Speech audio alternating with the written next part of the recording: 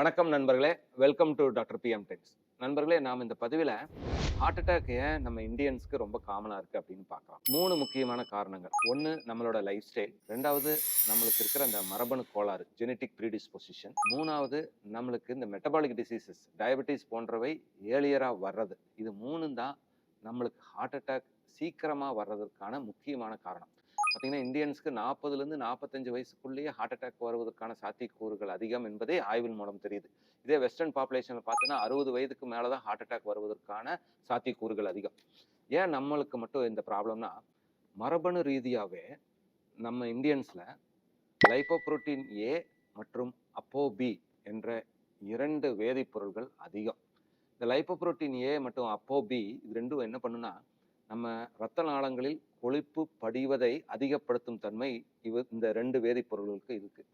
இந்த அப்போபியும் லைப்போப்ரோட்டீன் ஏவும் அதிகமாக இருந்து எல்டிஎல் லெவல் நார்மலாக இருந்தால் கூட நம்மளுக்கு எத்ரோஸ்க்ளோரோசிஸ், அதாவது தமனி தகடு உருவாவதற்கான வாய்ப்பு அதிகம்.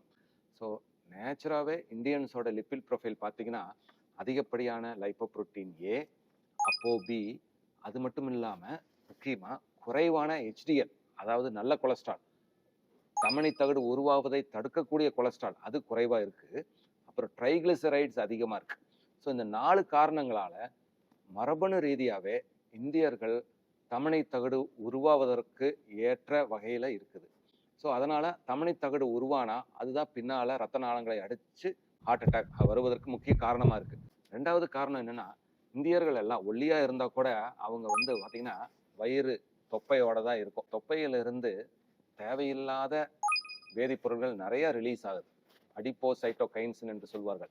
அந்த வேதிப்பொருள்கள் எல்லாம் அது முக்கியமாக ஃபேட்டி ஆசிட், இதெல்லாம் போய் லிவர்லையும் மசில்லையும் தசைகள்லையும் படிவதனால நம்மளுக்கு இன்சுலின் ரெசிஸ்டன்ஸ் ஜாஸ்தி. இன்சுலின் இருந்தும் வேலை செய்ய முடியாத நிலைமை. அதனால இந்தியர்களுக்கு டயபெட்டிஸ், சக்கரை வியாதி சீக்கிரமா ஆரம்பிப்பதற்கான வாய்ப்பு அதிகம். ஸோ சக்கரை வியாதி சீக்கிரமா ஆரம்பிச்சதுன்னா அந்த அதிகப்படியான சர்க்கரையானது உடம்புல இருக்கிற அனைத்து அணுக்களிலும் ஒரு விதமான இன்ஃப்ளமேஷன், அலர்ச்சியை ஏற்படுத்தும். அந்த இன்ஃப்ளமேஷன் இரத்த நாளங்களில் உள்ள உச்சுவர் எண்டோத்தீலியத்திலையும் அது வரும். இரத்த நாளங்களோட உச்சுவரில் ஏற்படுற அலர்ச்சியினால நம்மளுக்கு கொழுப்பு படிவதற்கான சாத்தியக்கூறுகள் அதிகம். ஸோ 2வது முக்கிய காரணம் ஏர்லி டயபெட்டிஸ். 3வது, நமது லைஃப் ஸ்டைல். நம்ம இயற்கையாகவே அதிகமாக உடற்பயிற்சி செய்வதில்லை. உடற்பயிற்சி செய்வது ரொம்ப கம்மி.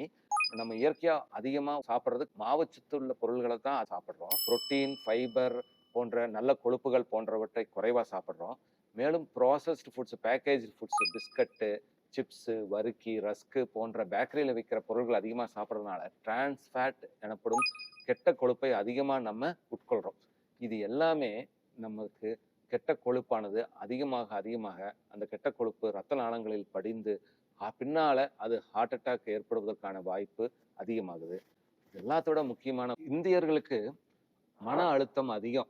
ஏன்னா நமது சுற்றுப்புற சூழல், நம்ம போக்குவரத்து நெரிசல், வேலைக்கு ஒரு இடத்துலேருந்து இன்னொரு இடத்துக்கு போவது, கடன் சுமை, பணச்சுமை, குடும்ப சூழ்நிலை, இந்த ஸ்ட்ரெஸ்ஸே ஒரு விதமான அலர்ச்சியை இரத்த நாளங்களில் ஏற்பட்டு அதனால் ஹார்ட் அட்டாக் வருவதற்கான வாய்ப்பும் அதிகம்.